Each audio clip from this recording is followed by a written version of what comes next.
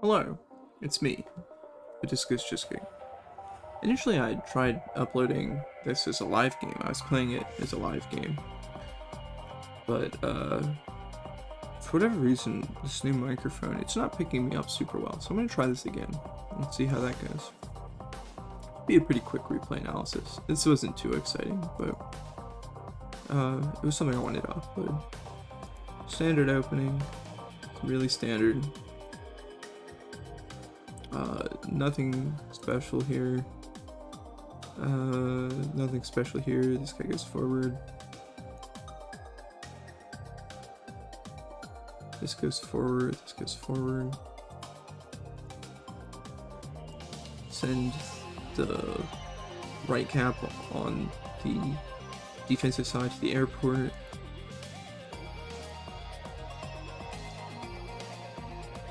Doblet playing adder.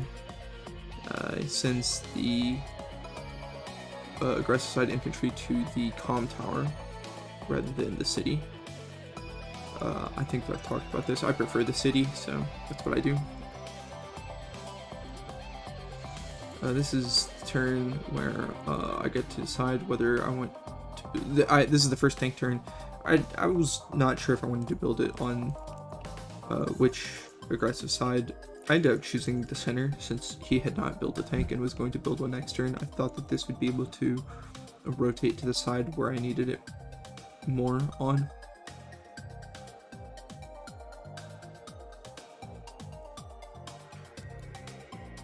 I really like this series of caps from Doblet, truthfully. He's capping a lot of stuff this turn.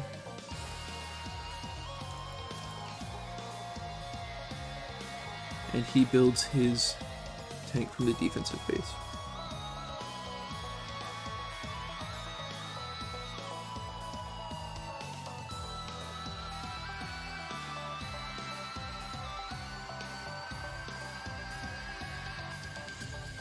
I wonder why he only moved this mech one square. I suppose it doesn't matter if he's going to attack into the city, but...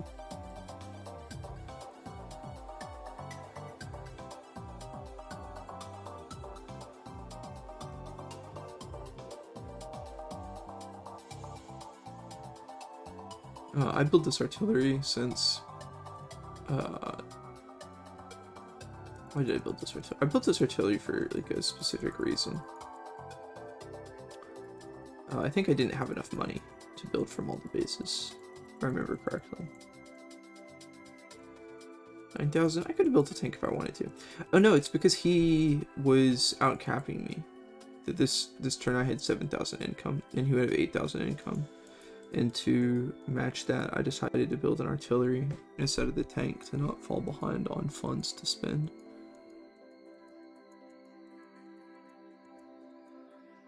It's a little bit of a strange reason, but generally I like the artillery on the defensive side anyways. It ends up putting a lot of work this game. I don't regret it. He builds a second tank.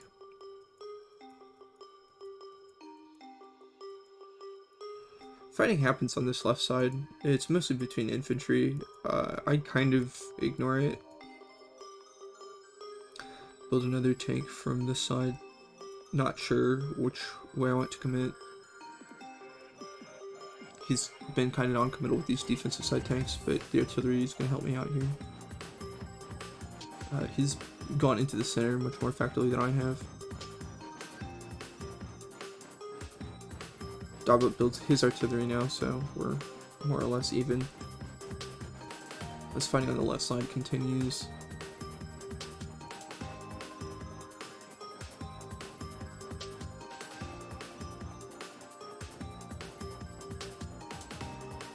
So this is a play that I'm really happy with. So I want to fight him off of these properties. This artillery isn't in position yet. It's going to be hard for him to establish it. I kill these infantry, so I weaken them here. I don't want the tanks to wrap around. I don't want them to be able to kill my infantry. He can attack with both of these tanks onto this infantry and probably kill it, but then he doesn't have a tank to hit the artillery with. I have both of these tanks in reserve. This could have made a wraparound onto this infantry, so I put this tank here, and I put the tank in the city to defend it. I felt like this is really good positioning. He doesn't have a whole lot of angles of attack because this river exists. If he tries to start attacking this formation, then he knows that his tanks are going to fall apart. He's really kind of got to back off here. He's not going to get a chance to set up this artillery in any way that he wants to. This is really aggressive, obviously. I'm just trying to weaken this formation. He built this recon, so I built the tank in response. This mech isn't really a threat to the tank at this point. I do have infantry enough over here, and I feel like the threat that I'm putting out on the right side is winning, and this is just sort of a stalemate at this point. He might be winning over here, but it's certainly not to the degree that I feel like I'm winning over here on the right side.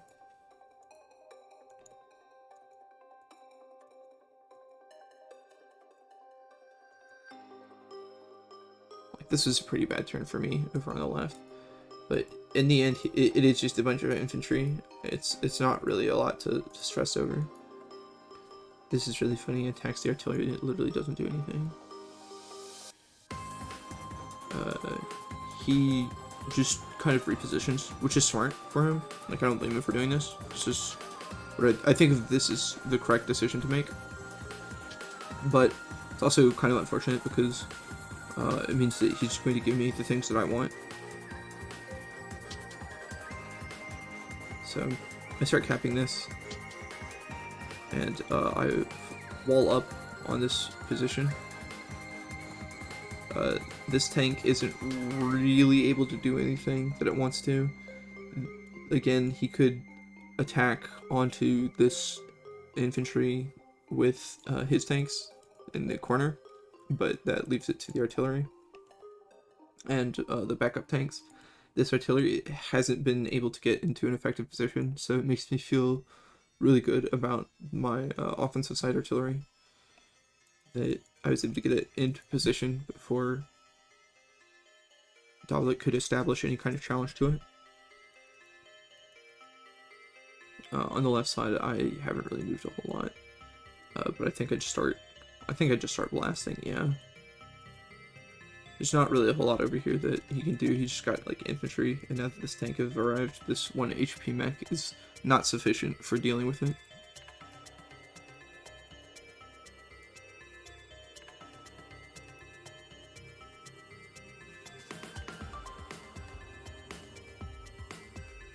In the center, I'm not really doing all that hot, truthfully, but I kind of think it doesn't matter.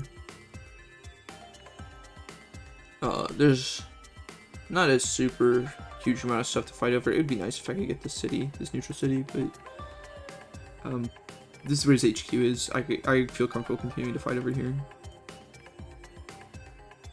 I do want to kill the recon. I remember in the live replay I was reminiscing about how Koal doesn't get this bonus, doesn't get his day-to-day bonus on bridges. It's such a shame. There was a chance, I think, of this attack not working, but it did end up paying off.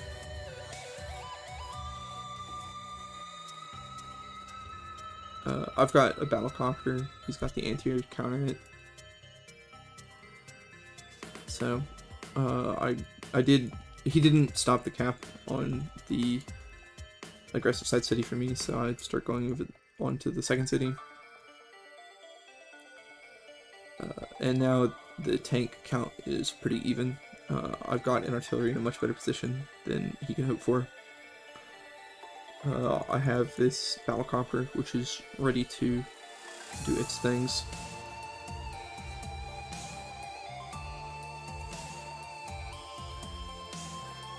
So this is something that I knew about, is that when I hit this artillery, when I hit this recon rather, I moved this low HP infantry onto the city so that he wouldn't be able to counterattack me from the city, but there's always a chance that he could just kill that infantry.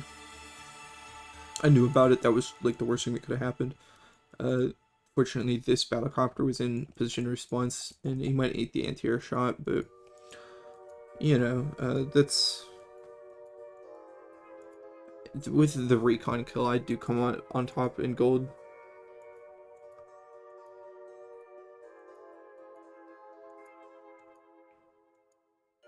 That was a really strong hit. That was 2 damage onto the tank from the infantry. That's crazy. So he does try to make a play on the right side. I feel like he should have activated his power to just get a little bit of a bonus. He moves his artillery up, and I don't think that he protects it properly. Yeah, he could have moved this infantry just 1 space over. Would have made a really big difference for him, I think, in the end. But didn't opt to do that. So I capped the city, I popped the power, and this allows me to do a few things. Before I pop the power. So this puts this tank in striking range of these infantry up here. That's pretty scary. It lets me do one other thing, I think. Maybe that's the only thing it lets me do. Maybe I just want the boost. These infantry get pretty buff as a result. I go on the road for the bonus damage, but I'm not really sure how worth it is. It might have been better to just attack from the city. I move this, I move the tank back, just trying to heal it up. I'm really happy about this mech purchase. This is exactly what I need the mech for. If the tank doesn't die and this tank starts to go onto my tank, then this mech will be able to move straight onto the city and kill. What is the artillery hit? The artillery hits... Yeah, artillery hits the tank on the road. It's maximum damage.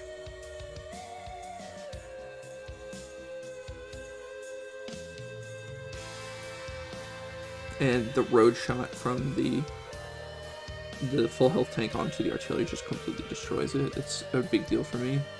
A road shot onto the tank on the road, that's a big deal for me.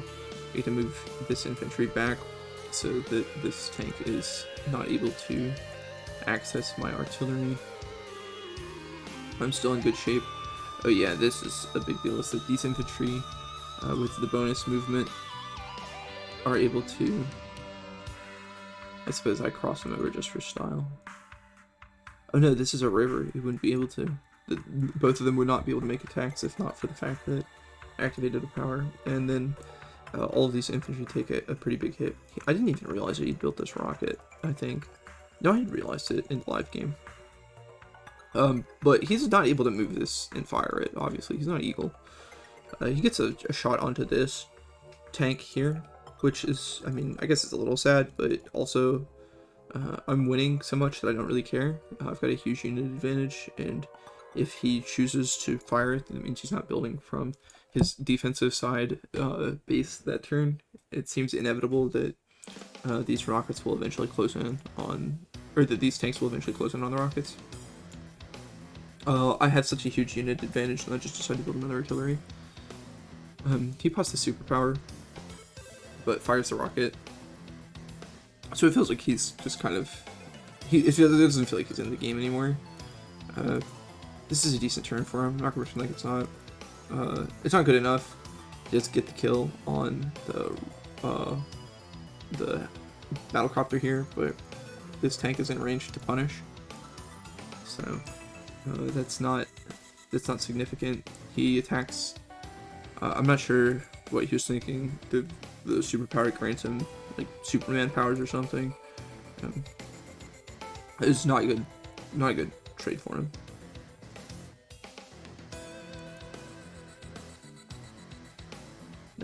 Him capping these is decent. This is a really unwise mech. Feels like this is just not going to do anything when it's that far away from all of my units.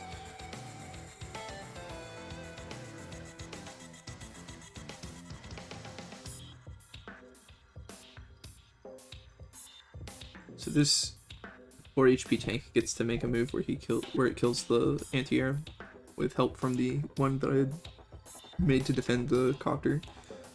And the mech served its purpose, so it's gotten more value than any of his mechs, I think.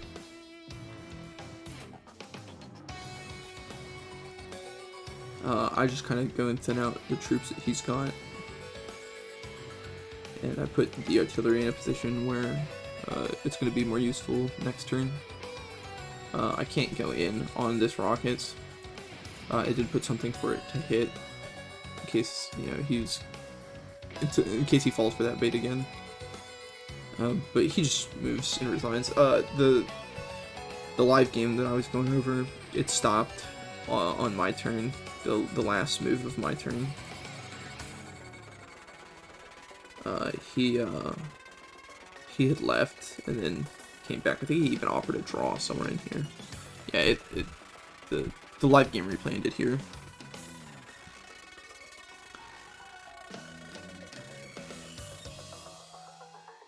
This was semi-significant. I mean, he doesn't get this turn, he does get this. I'll probably retake it very quickly because of, I mean, the fact that I got this tank here is a really big deal for me. I built the anti-air to deal with the battlecopter. This rocket doesn't have anything protecting it anymore. I don't know what he could have done outside of defend this right side of the board more properly. He ended up going in when it was not to his advantage. The artillery that I had just really established dominance, and it's that sort of play that makes me feel like I'm really improving at Advanced Wars, where when I'm able to